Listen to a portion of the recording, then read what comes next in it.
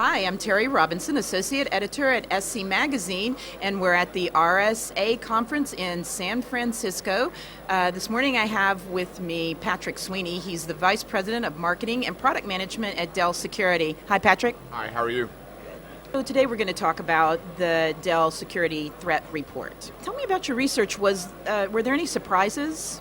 Well, out of quite literally millions of sensors and billions of different events that we analyzed, we kind of broke things down to really four main things.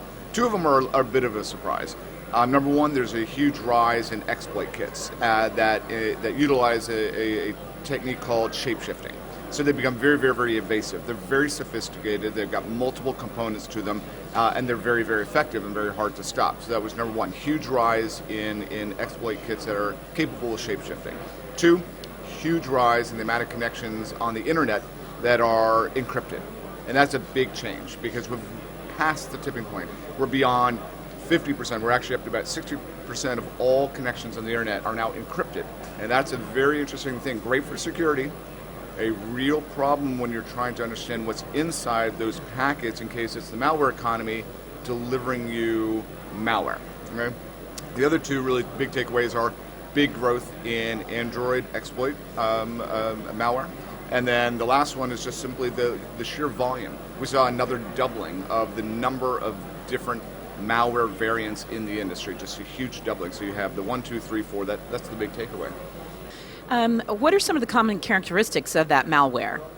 Money, money, and money. Okay, that was kind of the big theme for this year. I mean, often it can be state secrets and things of that nature. This year, it's around how do I exploit people, how do I gather more money, how can I compromise their data so I can ransom them. And so a big thing that's happened this year is ransomware, where you're going to find malware that encrypts your data, whether it be a hospital and medical records or whether it be your own personal photographs. And what the malware economy has realized is that people will pay. So we're seeing people pay more often. What do you think about that? I think that when you're standing on the outside and you're saying whether someone should pay, you're always thinking no, no, no, and of course I believe that totally. It's very hard, obviously, for me to project that to somebody else who's just maybe lost all their personal photographs for their entire lifetime. What would that be worth to someone? So we find that money is a big motivator to the malware economy, and they've figured out a way of finding essentially the information that people are most concerned about. And it's not always financial, it can be personal.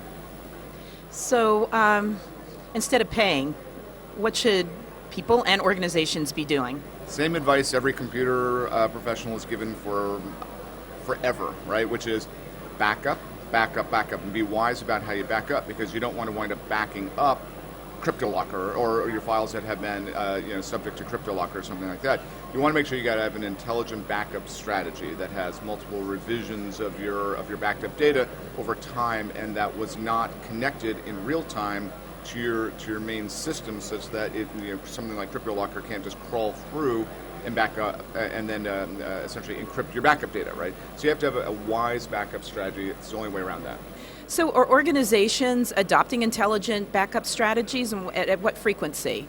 Well, it only takes a very small minority of the population or individuals to not have a good strategy for there to be enough financial motive for this to keep going. So the reality is, even if it's a small percentage that are affected, it creates a very large malware economy behind it.